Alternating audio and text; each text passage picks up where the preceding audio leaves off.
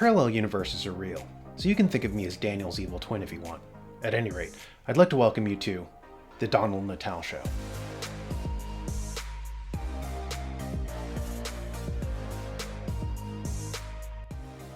Okay, I don't actually have an evil twin. Or do I? That being the point, in today's world you have to be aware of so much fakery. This realization was brought home to me when I watched a purported demonstration of robotics. But before I show you that video, I want to introduce you to Professor Aaron Ames of the California Institute of Technology. He'll explain the limitations of robotics. Finally, we're starting to see robots helping people live better lives. So this is by Rewalk. It's a lower body exoskeleton for paraplegics. This is a paraplegic walking in the device with the aid of some crutches. And again, this is what we want to do. We want to use this power, this technology in a positive way to help people live better lives. But there's one important point here that all these videos don't show. So what's the secret below it all? Well, first, in the context of this exoskeleton, there's a hint. The hint is that it requires crutches. Why does it require crutches? It's because all the videos you just saw, however amazing they are, were the one time it worked after 1,000 times of trying to make it work. So, Boston Dynamics, I give them a ton of credit because they show outtakes of when it didn't work on their robots. So it gets worse. This is a bad day. It's a bad robot day. So we also have the backflip, which was amazing. And here's some outtakes from the backflip. Yep. Again, these are the thousands of runs that you run before it finally works the way it should. And just to make it clear, I'm not picking on everyone else but myself. Here's a robot at Caltech, Cassie. This was built by Agility Robotics, but we'll be running our own algorithms on it. And we're like, let's demo this. So some kids were outside of our building, and we put it in front of the kids, and they got really excited, and they were taking pictures, and this is all wonderful. And then, just a face plant. So I'm not immune to the fact that it takes a lot of work to get robots to work.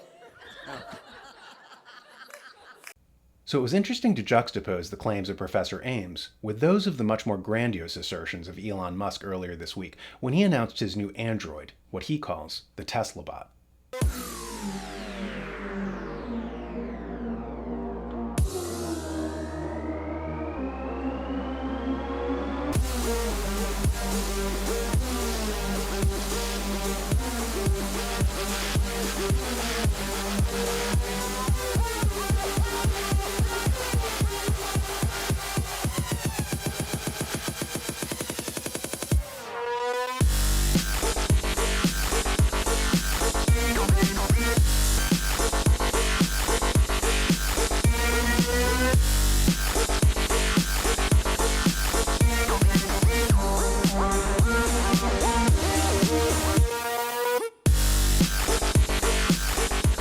All right. Thank you.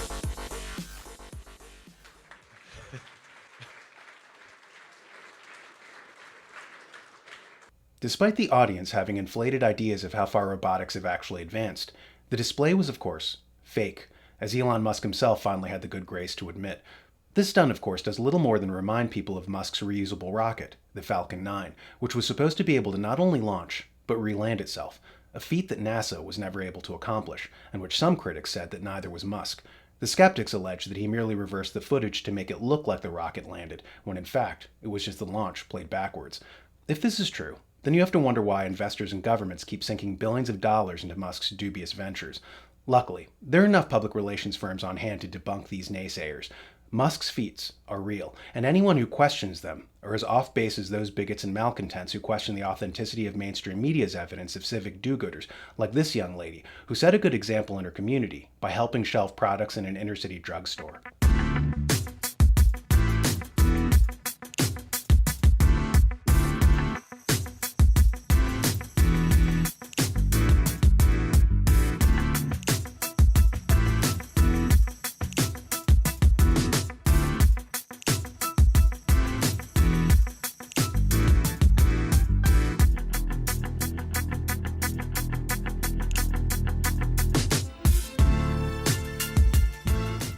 If you question the authenticity of any of this, remember, CNN says you're mentally ill, and they'd like you to know that the way this young woman helped her community is a testament to the fact that ethics and consideration are alive and well today.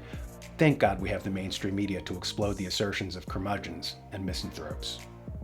If you're a conservative and a Christian who loves America and hates communism, have we got a show for you. The Ben Armstrong Show, presented by The New American, is a show filled with political commentary based on what's happening in America today.